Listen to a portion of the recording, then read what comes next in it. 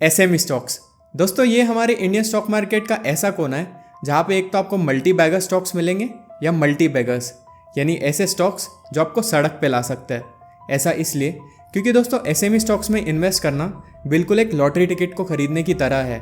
हर 100 में से आपको 80 to 90% ऐसी कंपनीज मिलेंगी जिनमें या तो कोई अकाउंटिंग फ्रॉड चल रहा होगा या फिर उसके स्टॉक्स को ऑपरेटर्स मैनिपुलेट कर रहे होंगे।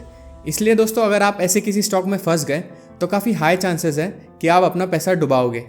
लेकिन दोस्तों अगर हम ध्यान से ढूंढने की कोशिश करें तो उन्हीं 100 स्टॉक्स में से हमें 2-3 कंपनीज ऐसी भी मिलेंगी जिन्होंने अपने इन्वेस्टर्स के लिए काफ़ी वेल्थ क्रिएट की है और उनको 5 गुना या 10 गुना जैसे मल्टी बैगर रिटर्न्स दिए। इसलिए दोस्तों आज से हम एक नई सीरीज स्टार्ट कर रहे हैं अपने यूट्यूब चैनल पे, जिसमें हमें जो भी इंटरेस्टिंग एसएमई कंपनीज लगती है, जो इंटरेस्टिंग एसएमई आईपीओज आते हैं, उनके बारे में डिस्कस करेंगे। ऐसी कंपनीज जो आगे जाकर बड़ी कंपनीज बनने की पोटेंशियल रखती है। आज का वीडियो इस सीरीज़ का पहला वीडियो होने वाला है जिसमें हम एक 6 पैरामीटर्स का फ्रेमवर्क डिस्कस करने वाले हैं जो आपको फ्रॉड कंपनी से बचाने में और फ्यूचर मल्टीबैगर एसएमई स्टॉक्स ढूंढने में हेल्प कर सकता है।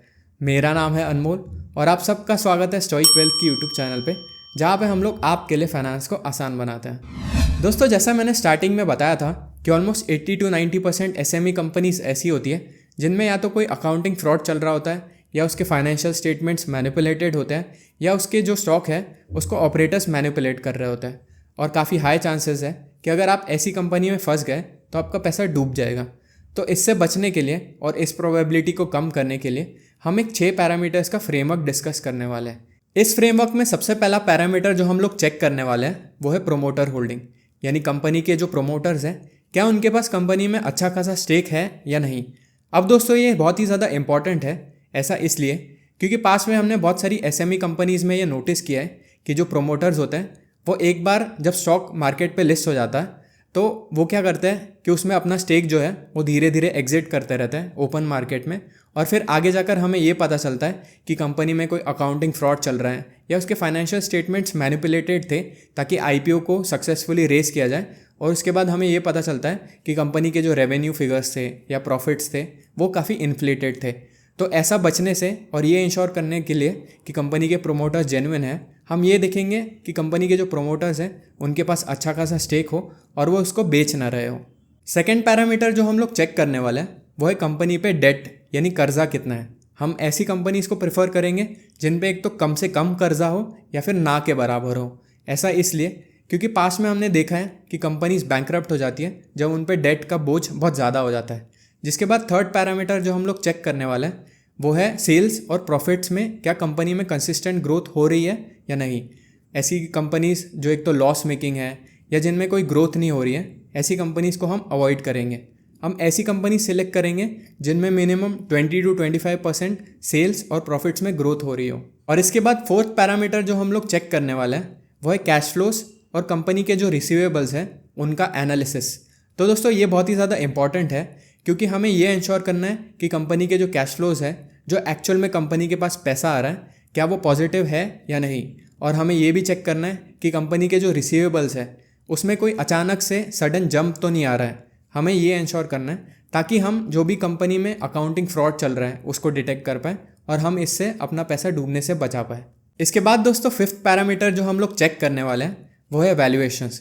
क्या जिस कंपनी को हम स्टडी कर रहे हैं वो हमें एक सही वैल्यूएशन पे मिल रही है या नहीं। अब दोस्तों जो भी अच्छी क्वालिटी की एसएमई कंपनीज होती है उनमें ये देखा गया है कि वो काफ़ी हाई वैल्यूएशन पे ट्रेड करती है, जिनका जो प्राइस टू अर्निंग्स रेशियो होता है वो 50 टाइम्स 60 टाइम्स या उससे भी ज़्यादा होता है। तो ये इंश्योर करने के लिए और ऐसी कंपनीज़ को फिल्टर आउट करने के लिए हम सिर्फ ऐसी कंपनीज़ को सिलेक्ट करेंगे जिनका करेंटली जो प्राइस टू अर्निंग्स रेशियो है वो 30-35 टाइम्स या उससे नीचे चल रहा हो। और सिक्स्थ पैरामीटर जो हमें बहुत ही छोटी साइज़ की कंपनीज अवॉइड करने में हेल्प करेगा वो ये है कि हम सिर्फ ऐसी एसएमई कंपनीज को शॉर्टलिस्ट करेंगे जिनका मार्केट कैप 500 करोड़ से ऊपर हो। अब दोस्तों ऐसा इसलिए क्योंकि जब कंपनी का मार्केट कैप इससे नीचे हो जाता है तब उस कंपनी के बारे में जो इन्फॉर्मेशन अवेलेबल होती है, जो मैनेजमेंट के इंटरव्यूज़ होते हैं वो काफ़ी कम अवेलेबल होते हैं और हम एज आउटसाइडर्स हमें ये नहीं पता चलता है कि कंपनी में एग्जैक्टली चल क्या रहा है। तो ये इंश्योर करने के लिए हम सिर्फ ऐसी कंपनीज को सिलेक्ट करेंगे जिनका जो मार्केट कैप है वो करेंटली 500 करोड़ या उससे ऊपर चल रहा हो। तो दोस्तों आई होप आपको जो 6 पैरामीटर्स वाला फ्रेमवर्क हम लोग यूज़ करने वाले हैं वो आपको क्लियर हुआ हो। अब नेक्स्ट वीडियो से जो भी इंटरेस्टिंग एसएमई कंपनीज करंटली हमारी वॉच लिस्ट में है उनके बारे में हम लोग डिस्कस करेंगे। As a word of caution मैं सिर्फ ये रिकमेंड करूँगा कि जब भी आप किसी एसएमई कंपनी में इन्वेस्ट करने का सोचते हैं तो प्लीज़ उस कंपनी में अपने पोर्टफोलियो का 2 से 3% से ज़्यादा मत इन्वेस्ट कर देना। और अगर आप बंच ऑफ एसएमई कंपनीज़ में इन्वेस्ट करते हैं तो इन कंपनीज़ में जो आपका एक्सपोजर है वो आपके टोटल पोर्टफोलियो साइज़ का 10 to 15% से ज़्यादा नहीं होना चाहिए। प्लीज़ इस चीज़ को ध्यान में रखना। मिलते हैं अगली वीडियो में।